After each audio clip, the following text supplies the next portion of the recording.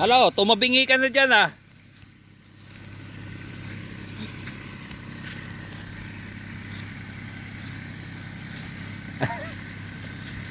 Sos.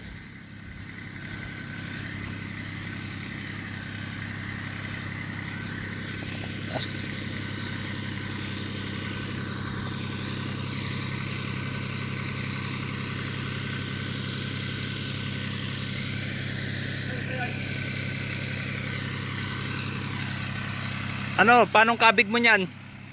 Ang ginawang kabig mo dyan? Hindi mo masabit. Kung wala sabit, tumba.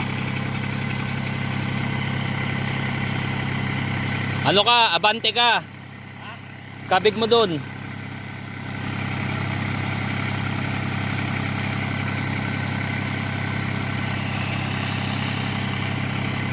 Umabante ka, tapos kabig mo sa kanan. Pero daan-daan lang.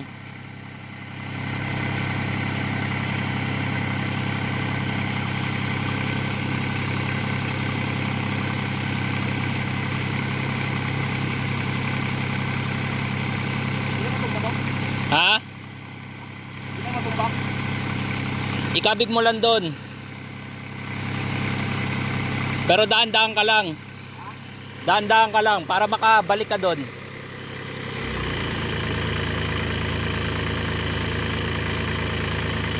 Para makababayan doon oh. Kabig mo pabalik doon. Kasi naka ano eh, baloktot eh. Yan. Hindi yan. Kasi ang kabig mo papunta dito eh. Huwag kang kakabig dito, tataob ka talaga. Okay, papunta doon.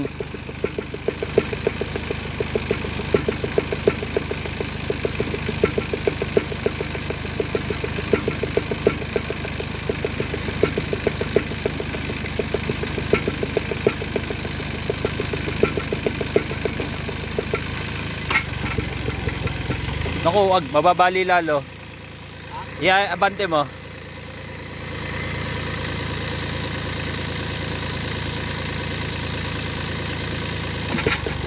Yan. Yung kailangan makawala ka doon. Sige, buwelowa mo ulit. Iatras mo, tapos ibuwelo mo ulit.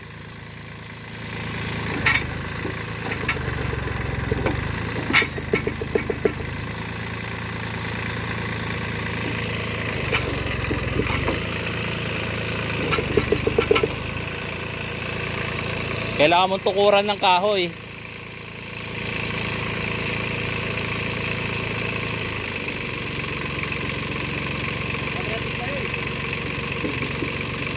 Patutukuran mo ng kahoy ito. Dito, iatras mo ulit, tapos tutukuran ng kahoy para sumampa pa ano, pababa.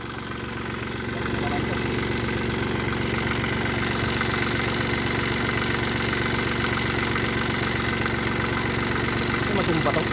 Hindi yan, basta ang abante mo, tama yung kabig ng manibela mo. Kasi doon ka dediretso eh. Pagka ano yan, pagkababa niyan.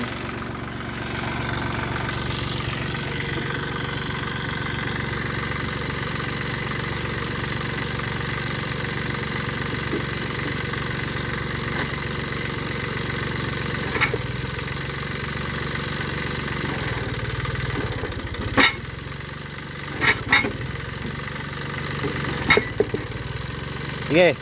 Sige. Sige, parang nakaangat na eh. Yan, sige. Yan.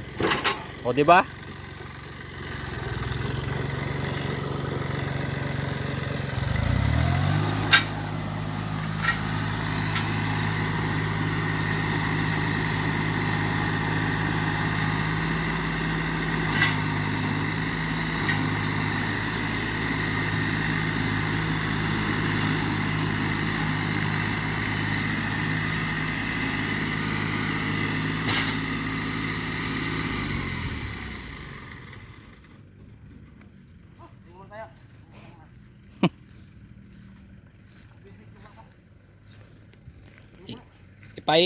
Ano mo muna. Pagpaingay mo muna.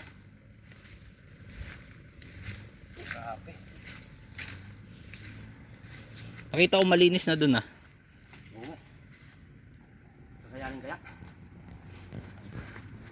October. Ha? Hanggang doon pa. Inikot ko na kahapon yung gulod. Hindi kasi ang gagawin naman nila, hindi naman sabay-sabayan. Ibig sabihin, makapagsimula na sila doon sa unahan, Hindi, doon. Okay, dapat kayo, ang linis nyo, tuloy-tuloy na doon. okay na yan doon. Wala nang problema eh. Yung dito na lang. Tatawagan ko rin yung kausap nila sir para ano, malaman ko kung kailan sila mag-inspeksyon. Hindi kaya ipasok ang traktora doon. Bakit? Grabe. Kahapon, muntik rin ako nahulog. Doon. Oh.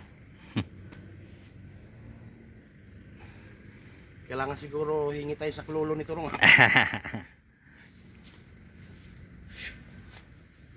Sobra. Buti pa to, nakisama pa yung traktora natin.